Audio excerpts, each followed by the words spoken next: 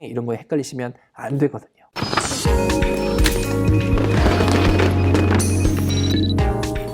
네, 여러분 반갑습니다. 독해 세 번째 시간이고요.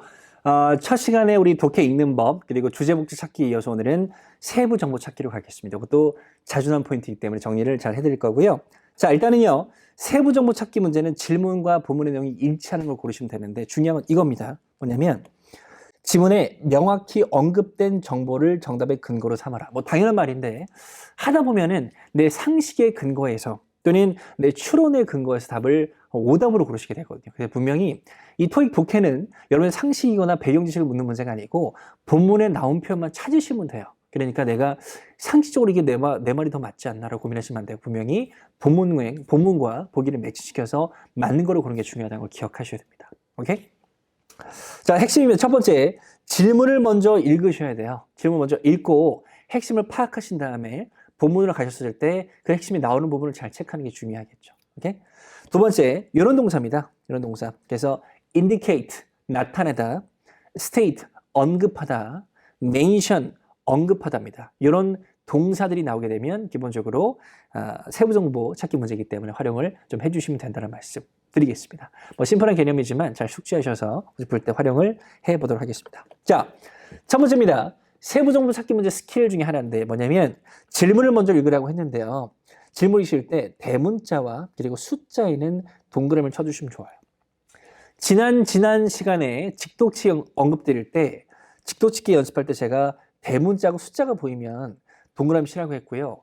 대문자라면 보통 고유명사 같은 거고 숫자라면 날짜, 시간, 금액 뭐 이런 것들입니다. 그런 게 보이면 동그라미를 쳐두시면 좋아요. 내가 질문을 봤는데 What does Mrs. Smith indicate in his letter입니다. 그러면 스미스 씨가 무엇을 나타내느냐 이거예요. 뭐 데이비드나 뭐 데니얼이 말한 걸 고르시면 안 되잖아요. 그러니까 이걸 잘 체크하셔야 되고 What will happen on March 4th입니다. 그러면 3월 4일이구나 라고 체크하셔야 돼요. 분명히 본문에 다른 날짜도 나와 있을 거기 때문에 이런 거에 헷갈리시면 안 되거든요. 오케이? 체크 잘 하시고 두 번째입니다. 그리고 세부 정보 찾기 문제는 질문을 읽으실 때 뭔가 일반적인 표현이 아니라 특이한 표현에 주의하셔야 돼요. 무슨 말이냐면 이런 겁니다. What will be sent free of charge입니다. 그러면 무료로 무엇이 보내질 것이냐인데 무엇이 보내질 거냐 이거는 사실 흔한 표현이잖아요. 근데 무료로라고 적혀 있죠. 무료란 말을 함부로 쓰진 않잖아요. 뭔가 좀 눈에 탁 튀는 단어이기 때문에 질문 읽을 때 이런 것들을 키워드로 잡으시고 본문을 가셔서 읽을 때 답을 잘 찾으시면 됩니다. 오케이? 기억하시고요. 세 번째입니다. 중요한 건데 paraphrasing, 바꿔쓰기 주의하셔야 됩니다. 제가 지난 강의 때 이런 말씀 많이 드렸는데요. 그 본문에 나왔던 단어를 정답의 문장으로 그대로 내지 않는다. 오케이? 그래서 본문에 나왔던 단어가 보기에 나와 있어? 기뻐할 게 아니라 오히려 의심하셔야 돼요. 오케이? 그래서 초급자일수록 내가 잘 안 읽히니까 본문에 나온 단어만 찾고 있거든. 그래서 그걸 답으로 고르려고 하는데 출제자를 알고 있어요. 오케이? 다르게 바꿔 쓴다는 걸 기억하셔야 됩니다. 잘 들어보세요. You should arrange your desk, chairs, and the conference room right after you finish입니다. 네가 끝내자마자 회의실의 의자와 책상들을 정리해야 됩니다. 이겁니다. 본문에 이렇게 나왔더라도 정답의 문장이 이렇게 나옵니다. The furniture, 가구. 이 두 개 얘기하는 거죠. 그죠? And the conference room should always be in order. 그죠? 그것들 항상 정돈되어야 됩니다. 이겁니다. 그래서 be in order가 뭐로 바뀐 거예요? 정리해야 됩니다. 요거로 바뀐 거죠. 이런 식으로 뜻은 비슷하지만 단어를 바꿔 쓰는 패러프레이즈가 벌어지기 때문에 그거에 주의하셔야 됩니다. 오히려 똑같은 단어가 있으면 의심해야 된다. 오케이? 뜻은 비슷한데 단어를 바꿔 쓴다는 것을 꼭 기억을 해주시면 되겠습니다. 오케이? 가볼게요. 예제 한번 읽어보겠습니다. 문자 메시지인데 질문을 봤더니 Where does Mr. Windsor 고유명사 나왔죠? Tell Miss Glass to go first. 그래서 윈저 씨가 글래스 씨한테 to go first 어디를 먼저 가라고 하느냐라고 했는데 특이한 단어를 찾으셔야 돼요. 오케이? 일단 고유명사 두 개 나왔고요. 그죠? 가라고 말하느냐는 모르겠는데 그 뒤로 봤더니 go first입니다. 특이한 단어입니다. 어디를 먼저 가라 그러냐. 그럼 본문에 분명히 먼저 갈 곳이 있고 그 다음에 갈 곳이 나오겠죠. 이런 짐작이 필요하다는 소리죠. 눈에 팍 튀는 단어를 중요하게 잡으셔야 됩니다. 얘는 좀 읽어봤더니 여기가 함정이었어요.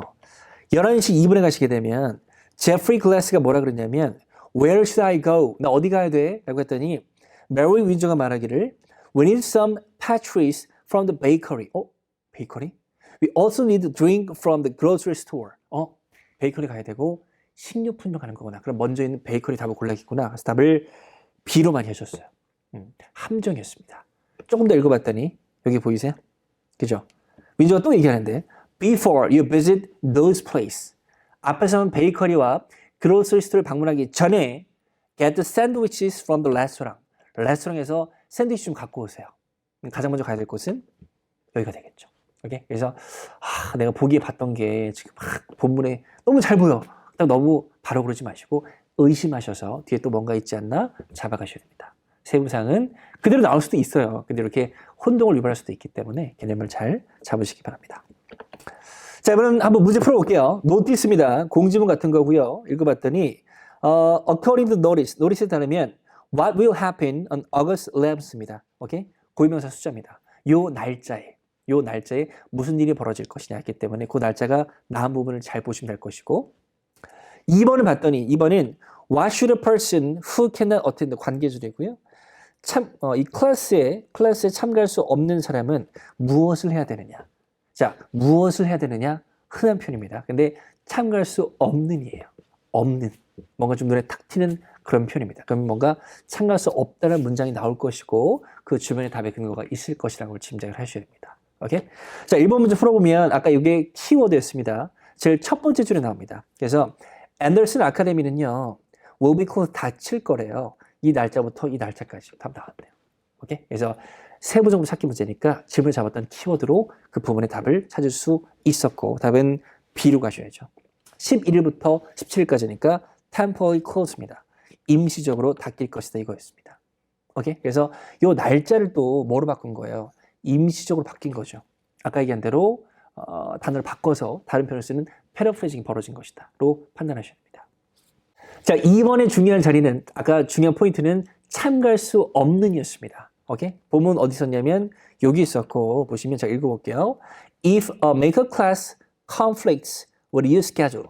conflict은 뭔가 혼선을 빚다 이런 거기 때문에 네 스케줄과 그 스케줄이 혼선을 빚는다면 명령문 나오네요. Please inform program coordinator 셜리아 카터 씨에게 연락을 주세요. front desk로 전화를 함으로써 말 그대로 잘 못하면 전화해줘 그 사람한테 이것입니다. 그래서 열심히 찾았는데 봤더니 콜이 또 없어요. 콜. 그래서 전화 거는 건 좀 없으니까 왠지 이메일 아닌가 하지 마시고 일단 이메일 보는 건 아니었잖아요. 그죠? Speak with info입니다. 그래서 여기서 보시면 프론트 데스크에 있는 이 사람이라고 했는데 얘도 직원이잖아요. 그래서 얘를 또 요걸 바꿔 쓴 거죠.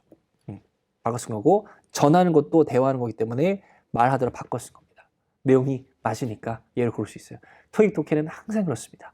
똑같은 말을 그대로 내지 않고 바꿔 쓰는 패러프레이즈 주의하셔서 꼼꼼히 답을 찾는 것이 중요하다 말씀을 드리도록 하겠습니다. 자, 이렇게 풀어봤고요.